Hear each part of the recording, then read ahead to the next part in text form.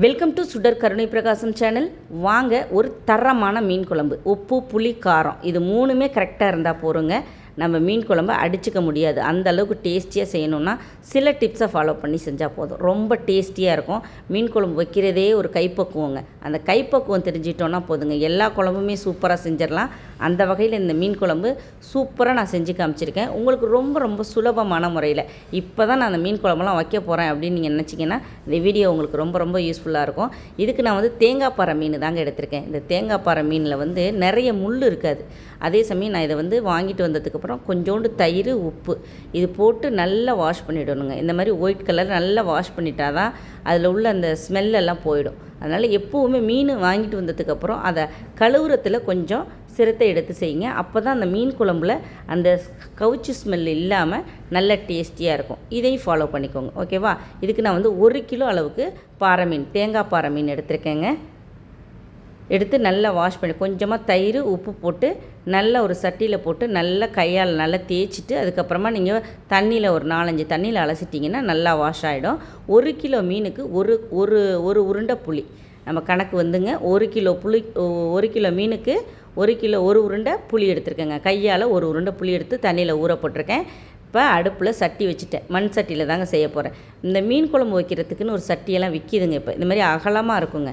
அதை வாங்கி நீங்கள் மீன் குழம்புக்கு யூஸ் பண்ணிங்கன்னா மீன் உடையாமல் எடுக்கலாம். இப்போ நல்லெண்ணெய் ஒரு 75 ml ஊற்றிருக்கேன். 1 டேபிள் ஸ்பூன் வெந்தயம் சேர்த்துருக்கேங்க. எண்ணெய் சூடானதுக்கப்புறம் வெந்தயம் போடுங்க. அப்போ தான் நல்லா செவந்து வரும். நல்லா இந்த மாதிரி செவந்து பொரிஞ்சதுக்கப்புறமா நம்ம ஒரு 2-3 கைப்பிடி அளவுக்கு சின்ன வெங்காயம், உரித்த சின்ன வெங்காயம் முழுசாக தாங்க நான் சேர்க்குறேன். நீங்கள் அரிஞ்சு சேர்க்குறதுனாலும் சேர்க்கலாம். நான் அந்த குழம்போடு எடுத்து அந்த முழுசாக இருக்கும் அந்த சின்ன வெங்காயம், சாப்பிட்றப்போ ரொம்ப டேஸ்டியாக இருக்கும். அதுவும் சின்ன வெங்காயம் போட்டு நம்ம மீன் குழம்பு வைக்கிறப்ப அதுக்கு தனி டேஸ்ட்டுன்னு தாங்க சொல்லணும். நல்லா அந்த சின்ன வெங்காயம் நல்லா வதங்கிடணுங்க. அந்த பச்சை வாடையே இருக்கக்கூடாதுங்க.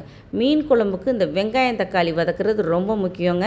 அதே மாதிரி இந்த பச்சை மிளகாய் ஒரு 2-3 பச்சை மிளகாய் போட்டுக்கோங்க, நல்ல வாசமாக இருக்கும்.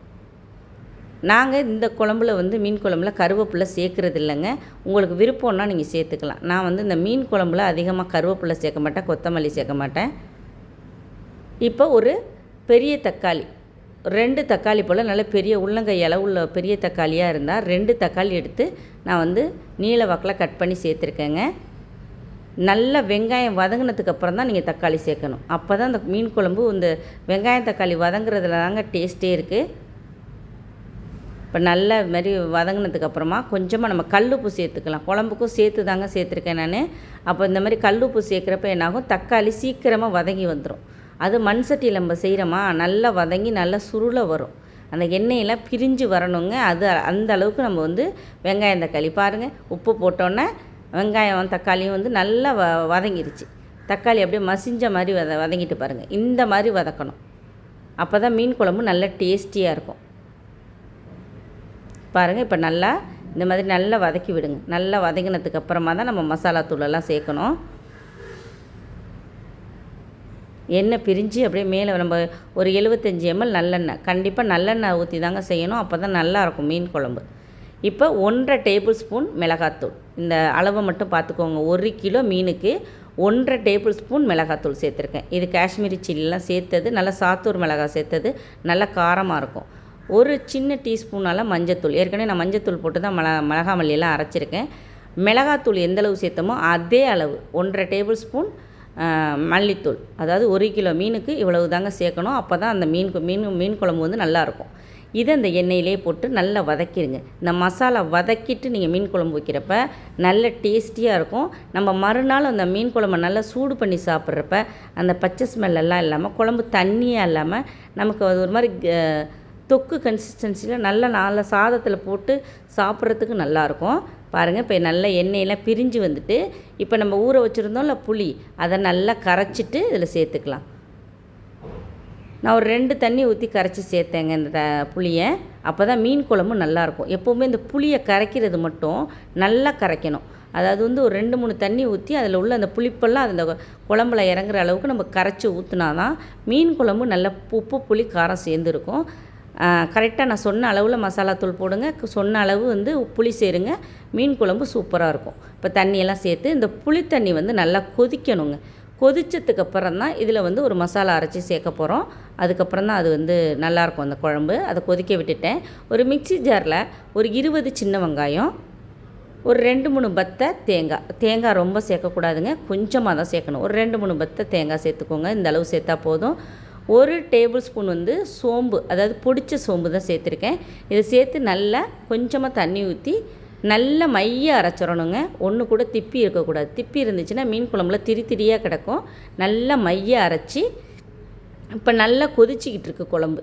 நல்லா உப்பு அந்த புளி வாடையெல்லாம் போயிடுச்சு.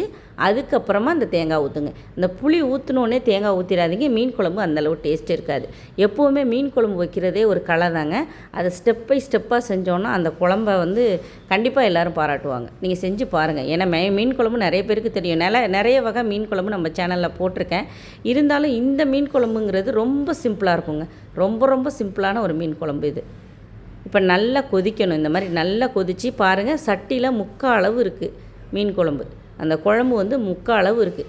இது நல்லா வந்து கொஞ்சம் கொதிஞ்சு பாதி அளவு சுண்டி வர்ற அளவுக்கு குழம்ப நல்லா சுண்ட விட்டதுக்கு அப்புறம்தான் மீனை போடணும்.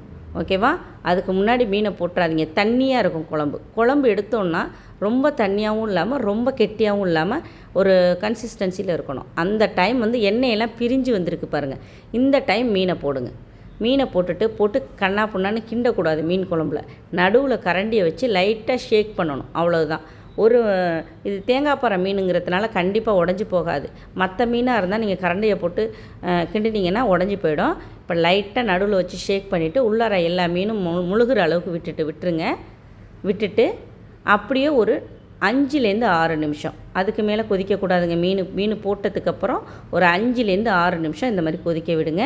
நல்லா கொதித்து மீன் நல்லா வெந்து வந்துடும். இந்த மீன் குழம்ப நல்லா இந்த மாதிரி ஒரு காலையிலே வச்சுட்டு நீங்கள் ஒரு 2 மணி நேரம் கழித்து சாப்பிட்டீங்கன்னா அந்த உப்பு புளி காரம்லாம் அந்த மீனில் இறங்கி நல்லா டேஸ்டியாக இருக்கும். சாப்பிட்றதுக்கும் நல்லாயிருக்கும். மீன் குழம்பு எப்போவுமே அன்னைக்கு வச்சு சாப்பிட்றத விட மக்க நாள் செம்ம டேஸ்டியாக இருக்கும்.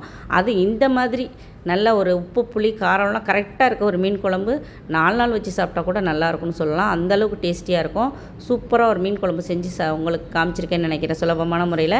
இந்த மீன் குழம்பு ரெசிபி உங்களுக்கு பிடிச்சிருந்துச்சுன்னா சுடர் கருணை பிரகாசம் சேனலுக்கு மறக்காமல் சப்ஸ்கிரைப் பண்ணுங்கள், லைக் பண்ணுங்கள், ஷேர் பண்ணுங்கள், கமெண்ட் பண்ணுங்கள். எப்போதும் போல் சப்போர்ட் பண்ணுங்கள். நன்றி, வணக்கம்.